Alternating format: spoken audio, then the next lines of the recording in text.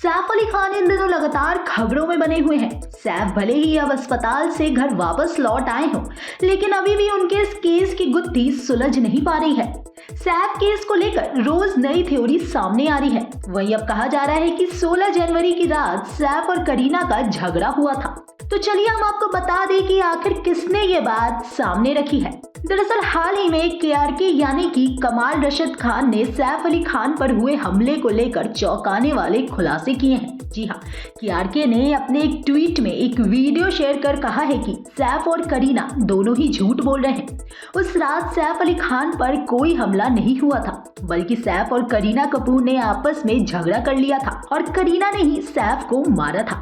वहीं केआरके के मुताबिक करीना नशे की हालत में धुत थी और करीना ने सैफ को अस्पताल ले जाने से साफ इनकार कर दिया था, जिस वजह से वे तैमूर के साथ अस्पताल पहुंचे थे। खैर, विवादित बयानों के लिए मशहूर केआरके का ये ट्वीट अब खूब सुर्खियों में बना हुआ है। आपकी इस पर क्या राय है, हमें कमेंट बॉक्स में जरूर बताएं। वहीं आपको बता दें कि सैफ अटैक केस में अब एक नया मोड़ सामने आ चुका है। सूत्रों के मुताबिक इस केस में दूसरा आरोपी भी हो सकता है।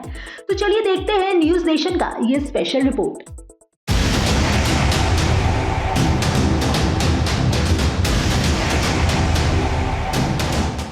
क्या शरीफुल के साथ कोई और था? सीसीटीवी में दिखने वाला क्या शरीफुल नहीं है? क्या शरीफुल के साथी ने किया था सैफ पर हमला?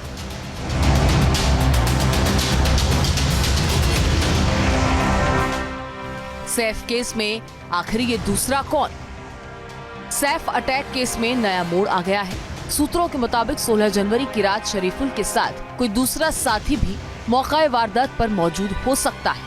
सूत्रों की माने तो इस बात की आशंका पुलिस को भी है और शुक्रवार को जब पुलिस ने कोर्ट के सामने शरीफुल की रिमांड की मांग रखी थी, तब ये भी आशंका जताई गई थी कि शरीफुल के साथ कोई दूसरा साथी मौजूद हो सकता है, जिसे ढूंढने की कोशिश जारी।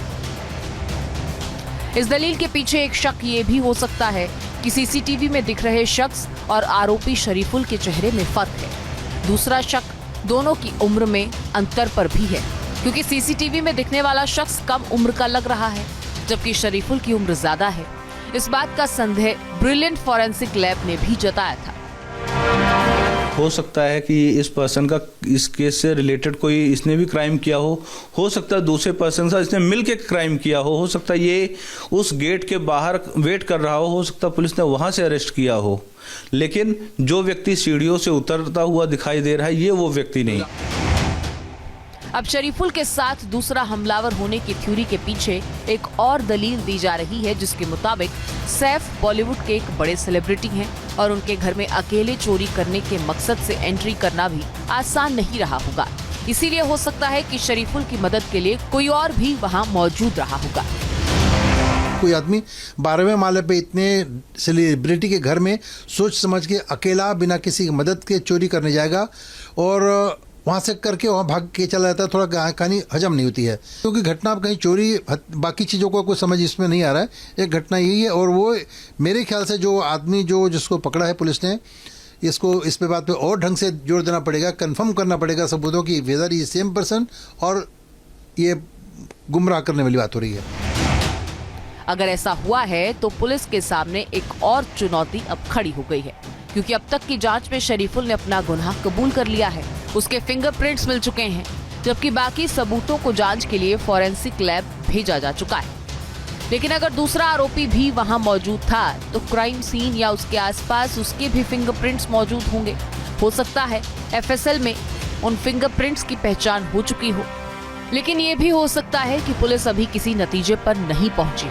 पर अगर पुलिस को लगता है कि दूसरा आरोपी मौजूद हो सकता है, तो जाहिर है कि उसकी पहचान और उसकी गिरफ्तारी अब पुलिस के लिए किसी बड़ी चुनौती से कम नहीं होगी। विलास अठावले के साथ team news nation. News nation अब व्हाट्सएप पर खबरों की ताजा अपडेट के लिए न्यूज नेशन के इस क्यूआर कोड को स्कैन करें।